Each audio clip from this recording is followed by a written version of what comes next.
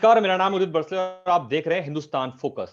इस शो में हम उन मुद्दों और खबरों पे बात करते हैं जो सीधे आपसे वास्ता रखती हैं। इस समय कोविड को लेकर कई सारी बातें हैं, कई सारे इलाज और कई सारी तकलीफें हैं। इन सारे विषयों पे हमने बात करने के लिए दो एक्सपर्ट को इस पैनल में शामिल किया है। हमारे साथ दो जाने माने हार्ट स्पेशलिस्ट दिल्ली के मौजूद हैं हमारे साथ चैट पे। डॉक्टर केवल कृष्णन हमारे साथ मौजूद हैं जो हार्ट स्पेशलिस्ट हैं, डायरेक्टर हैं heart transplant and left ventricular assistant device max hospital. साथ ही डॉक्टर अमित भूषण शर्मा मौजूद हैं जो यूनिट हेड हैं एसोसिएट डायरेक्टर और इंटरवेंशन कार्डियोलॉजी पारस हॉस्पिटल गुड़गांव के। आप दोनों का बहुत बहुत स्वागत है सर शो में। Thank you. Thank you. Sir हम शुरुआत करते हैं सबसे पहले कि ये कोविड को लेकर बहुत सारे ट्रीटमेंट चल रहे हैं, कई सारे ट्रीटमेंट कारगर साबित हो रहे हैं। तो इसमें एक टेक्नोलॉजी यूज की जा रही है जिसका नाम है ईसीएमओ। तो डॉक्टर केवल कृष्णन से मैं जानना चाहूंगा ये टेक्नोलॉजी है क्या सर, और ये कैसे कोविड में लोगों को फायदा पहुंचा रही है? सी इन कोविड में लंग्स पे सबसे ज्यादा डैमेज होता है और लंग्स काम करना कम कर देते हैं। जो लंग्स का मेन काम होता है ऑक्सीजन देना और CO2 को निकालना। अब जब लंग काम करना कम कर देगा तो उसकी जगह पे we have to find a solution, replacement. जो रिप्लेसमेंट है वो एक्मो है। एक्मो क्या करता है कि हमारा 5 लीटर्स ब्लड ऑलमोस्ट बाहर आता है और फिर ऑक्सीजनेट होकर बॉडी के अंदर वापस चला जाता है। जो एक्मो है ये खुद ट्रीट नहीं करता है, but it we can by the time कि तब तक हम अपने लंग्स को ठीक कर सकें। जैसे आप हॉस्पिटल में या किसी ऑफिस में आप बीमार हो गए हैं, आप काम नहीं कर सकते, तो आपकी जगह पे कोई दूसरा आदमी काम कर रहा है, क्योंकि बाकी ऑर्गन्स को तो ऑक्सीजन चाहिए, किडनी, लिवर, ब्रेन, सबको ऑक्सीजन चाहिए। अब लंग्स काम नहीं कर रहे तो उसकी जगह पे ऑक्सीजन एक्मो दे रहा है।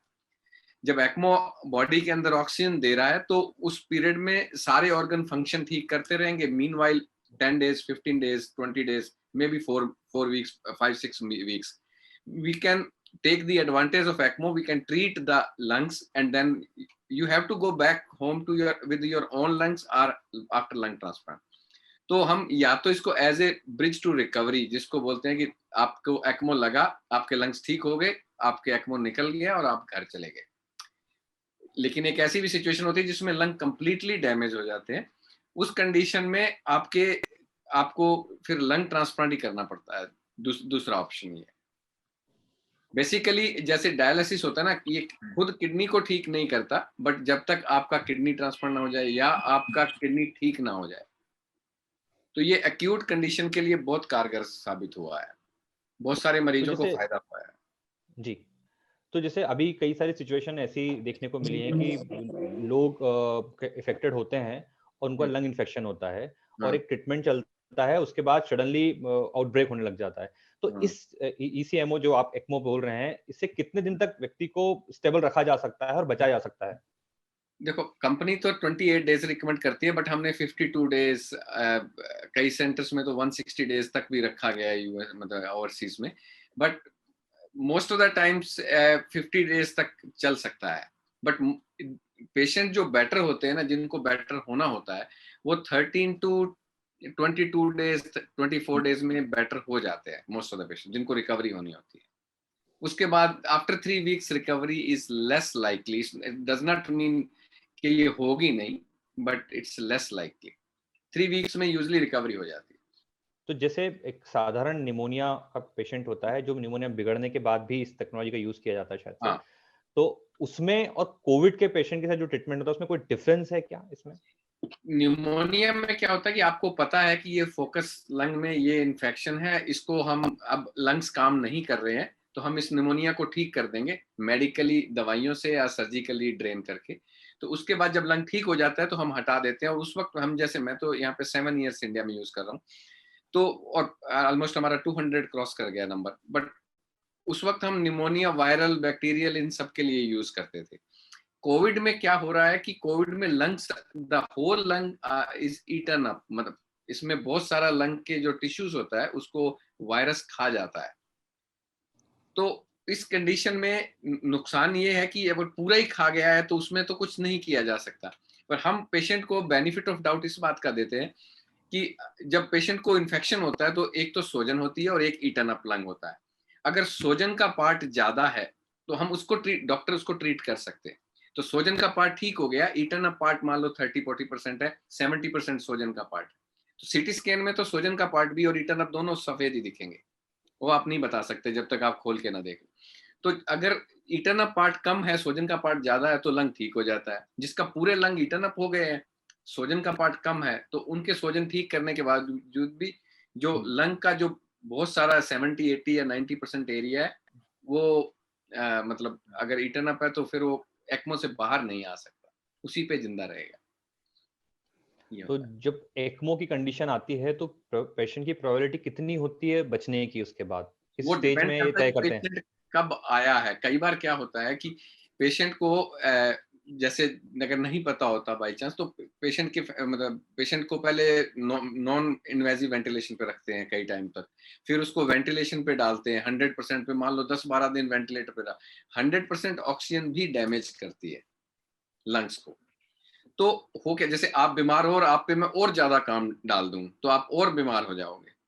तो एक्मो क्या करती है कि अगर उस पीरियड में शुरू में ही अगर एक्मो लग जाती है, तो फिर उसको जो 100% इधर से डैमेज, क्योंकि जैसे ही पेशेंट एक्मो पे जाता है तो वेंटिलेटर पे हम सेटिंग्स कम कर देते हैं, जो देने वाला प्रेशर होता है, जो ऑक्सीजन की सैचुरेशन होती है वो कम हो जाती है। तो उससे जो बचा हुआ लंग होता है उसके बचने के चांस बढ़ जाते हैं। If we institute this early on, the results are better than patient is on ventilator for 20 days and then you are putting with 100%, then you are putting on patient. And the another problem is जो single organ failure होता है ना, सिर्फ lung ही खराब है, kidney भी काम कर रहा है, पेशेंट अवेक भी हो सकता है, लिवर भी ठीक काम कर रहा है, उन पेशेंट में ज्यादा चांस होते हैं rather than multi organ failure. जैसे आपका यूरिन भी बंद हो गया, लिवर भी खराब हो रहा है, ब्रेन भी उठने का पता नहीं है, उन पेशेंट्स में बचने के चांस कम हो जाते हैं, काफी कम हो जाते हैं, कम। ओके, तो ये तो हमने लंग्स की बात की, मैं कुछ बात दिल की भी करना चाहूंगा और अमित भूषण सर से कुछ सवाल करना चाहता हूं मैं। सर, एक चीज इस समय देखी जा रही है कि जो कोविड पेशेंट जब कोविड से रिकवर होने की स्टेज में आते हैं या रिकवर हो रहे होते हैं, सडनली उनके बीमारी दिल तक पहुंच जाती है। कई लोगों को ब्रेन क्लॉटिंग भी देखने को मिली है। तो ये सिचुएशन क्या है सर कोविड में? इसमें बेसिकली कोविड जो है, खासतौर पर जब से सेकेंड वेव सामने आई है, तो कोविड देखा गया हार्ट को 3 तरीके से इन्वॉल्व करता है। एक, जो जैसे आपने बताया, क्लॉटिंग प्रॉब्लम या ब्लॉकेज प्रॉब्लम्स, नसों में ब्लॉकेज होने की वजह से हार्ट अटैक होना।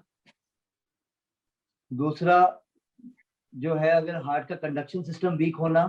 और तीसरा, हार्ट का मसल वीक होना, जिसको हम लोग बोलते हैं मायोपैथी। तो पहला वाला जो जो कंडीशन होता है जिसमें हार्ट में ब्लॉकेजेस हो जाती हैं, उसमें हम लोग बोलते हैं मायोकार्डियल इन्फार्क्शन। वो चीज हम लोगों ने देखी गई है कि काफी यंग पेशेंट्स जिनको कोई कोएग्जिस्टिंग रिस्क फैक्टर्स नहीं थे, कोविड की वजह से, एकदम कोविड की वजह से जल्दी सेकेंड वीक में, थर्ड वीक में अर्ली मॉर्निंग सिम्टम्स होना। चेस्ट पेन इसका सिम्टम होता है मायोकार्डियल इन्फार्क्शन का। चेस्ट पेन भी ऐसा होगा कि 1 या 2 किलो का वजन छाती पे आ जाएगा, चलने में बढ़ जाएगा, पसीना, घबराहट, बेचैनी होने लगेगी। और ये बड़ा क्लासिकल पेन होता है, जनरली अर्ली मॉर्निंग आवर्स में पाया जाता है। और ये इस सेकेंड वेव में कोविड में काफी पेशेंट्स आए हैं जो इस हिसाब से आए हैं हमारे पास। तो दिस इज मायोकार्डियल इन्फार्क्शन। इसको हार्ट अटैक बोलते हैं और इसका ट्रीटमेंट है ईसीजी इको के बाद अगर कुछ दिखता है तो हम लोग एंजियोग्राफी करते हैं। और एंजियोग्राफी में अगर कोई क्लॉट दिखते हैं तो इसमें देखा गया है कि जो क्लॉट्स होते हैं नॉर्मली, जो नॉर्मल हार्ट अटैक के क्लॉट्स और कोविड के क्लॉट्स में फर्क ये है कि इसमें हम लोगों में बहुत ज्यादा क्लॉट भरे होते हैं और हमें एक स्पेसिफिक डिवाइस जिसको बोलते हैं थ्रोम्बोसक्शन, उसका इस्तेमाल करने की ज्यादा जरूरत पड़ती है बिकॉज क्लॉट बहुत ज्यादा होते हैं। तो ये हो गया जो पहली manifestation, which is myocardial infarction या हार्ट अटैक क्लॉट की वजह से। दूसरा होता है मैनिफेस्टेशन जहाँ पे कंडक्शन सिस्टम या हार्ट की इलेक्ट्रिकल सिस्टम कमजोर हो जाता है। उस वजह से हार्ट की गति या तो बहुत धीमी हो जाती है या बहुत तेज हो जाती है। तो नॉर्मल हमारा पल्स रेट अगर 60 से 90 के बीच में है तो इन पेशेंट्स का heart rate as low as 30, 35, 40 हो जाता है, या कई बार बहुत बढ़ के 140, 155, 160 चला जाता है। इसको देखने के लिए ईसीजी काफी नहीं है, कई बार हम लोग होल्टर करते हैं। होल्टर एक 24 घंटे की बेल्ट होती है जो बांध दी जाती है और हर मिनट हर सेकंड इसका ईसीजी रिकॉर्ड किया जाता है। अगर 24 घंटे में सिम्टम नहीं आ रहे हैं तो कुछ और डिवाइसेस हैं जिसको हम लोग बोलते हैं ईएलआर, एक्सटर्नल लूप रिकॉर्डर्स, वो लगाए जाते हैं। तो वो क्या करते हैं, हर 3 दिन के लिए, 9 दिन के लिए, 6 दिन के लिए लगाए जाते हैं depending upon the frequency of symptoms. वो क्या करेंगे, वो हर मिनट हर सेकंड आपका ईसीजी रिकॉर्ड करेंगे। कोई एबनॉर्मलिटी होगी तो डायरेक्टली आपके फिजिशियन के मोबाइल पे आ जाएगी, प्लस 3 दिन या 6 दिन के अंतराल के बाद आपको एक हार्ड कॉपी या सॉफ्ट कॉपी उसकी साथ में मिल जाएगी टू नो कि आपकी हार्ट की बीटिंग की वेरिएबिलिटी कितनी थी। कई केसेस में हार्ट की गति इतनी कम हो जाती है या हार्ट के पॉजेज, हार्ट जो है 1.5 सेकंड या 2 सेकंड या 2.5 सेकंड तक बीट करना कम कर देता है, तो इवन पेसमेकर लगाने की जरूरत भी पड़ी है। कम से कम 3 या 4 पेशेंट्स हैं जिनको हम लोगों ने अभी पेसमेकर लगाया भी है। और कोविड टाइम्स में एक नॉर्मल पेसमेकर जो हम लोग लगाते हैं, that is below the collar bone, यहाँ कट करके एक माचिस के डिब्बे जितने साइज का लगाया जाता है। पर इस दौरान हम लोगों ने कुछ पेसमेकर्स लगाए हैं जो दुनिया के सबसे छोटे स्मॉलेस्ट पेसमेकर्स माने जाते हैं, which is the size of a capsule. जैसे स्टेंट डाले जाते हैं वैसे ही जाते हैं, no cut no incision, and that comes with remote monitoring. Remote monitoring का मतलब है कि पेशेंट को ना हॉस्पिटल आने से पहले ईएलआर से पता चल गया कि भाई दिक्कत थी, वो उसी दिन आया जिस दिन पेसमेकर की आवश्यकता थी, अगले दिन सुबह चला गया, और जो पोस्ट ऑफ मॉनिटरिंग भी हम लोग उस डिवाइस के जरिए करते रहे। सर इसमें एक सवाल सबका ये आ रहा है, कई लोगों से बातचीत हुई कि कोविड के टाइम में क्लॉट की समस्या किस वजह से आ रही है? क्या ये कोविड जो वायरस है उसकी वजह से आती है, या वो इसका कारण है, या जो इतनी सारी ड्रग दी जा रही हैं वो इसका कारण होता है? तो कोविड पर से जैसा बताया गया था कि पहले 7 दिन, पहले 10 दिन is a replicative face of the virus, virus multiply करता है। दूसरे वीक ऑनवर्ड्स जो है बॉडी का इन्फ्लेमेटरी रिस्पॉन्स आता है, जिसमें बॉडी के साइटोकाइंस, इन्फ्लेमेटरी मार्कर्स रिलीज होते हैं, जिसमें इंटरल्यूकिन 6 है, टीएनएफ अल्फा है, ये सब इन्फ्लेमेटरी मार्कर्स रिलीज होते हैं और बॉडी की तरफ से जंग छिड़ी जाती है। कोविड में कई प्रोकोएगुलेंट फैक्टर्स जैसे फैक्टर 8 है या वॉन विलियन फैक्टर है, इस तरह के फैक्टर्स रिलीज होते हैं जो खून को गाढ़ा बना देते हैं। There is stasis of blood, there is stagnation of blood, और छोटी छोटी गांठें बन जाती हैं। यही गांठें अगर हार्ट के अंदर जाएंगी तो हार्ट अटैक करेंगी, यही ऊपर ब्रेन में जाएंगी तो ब्रेन स्ट्रोक करेंगी, यही किडनी में जाएंगी तो किडनी इंफेक्शन करेंगी, यही लिवर में जाएंगी तो लिवर फेलियर करेंगी। तो ये सब चीजें जो ये इस हिसाब से क्लॉटिंग फैक्टर्स बनते हैं। दूसरा सवाल कि कई बार steroid, early dose of steroid से भी प्रोथ्रोम्बोटिक स्टेट देखी गई है। अगर आपके जो मार्कर जैसे डी डायमर मार्कर्स हैं या सीआरपी वैल्यूज हाई हैं और आपको रिस्क फैक्टर्स हैं, तो फिर आपको एंटी प्लेटलेट्स के अलावा एंटी कोएगुलेंट्स या ब्लड थिनर्स लेने की और आवश्यकता पड़ती है। एंटी कोएगुलेंट्स में जैसे एलिक्विस है और रिवोरेक्सोबैन है, वो सब ले सकते हैं। एंटी प्लेटलेट अलग चीज है, एंटी कोएगुलेंट अलग चीज है। एंटी प्लेटलेट होते हैं जो हम लोग स्टेंट्स में या जिन लोगों को हार्ट की दिक्कत होती है वो दी जाती है, तो उनमें दी जाती है, वो अलग चीज है।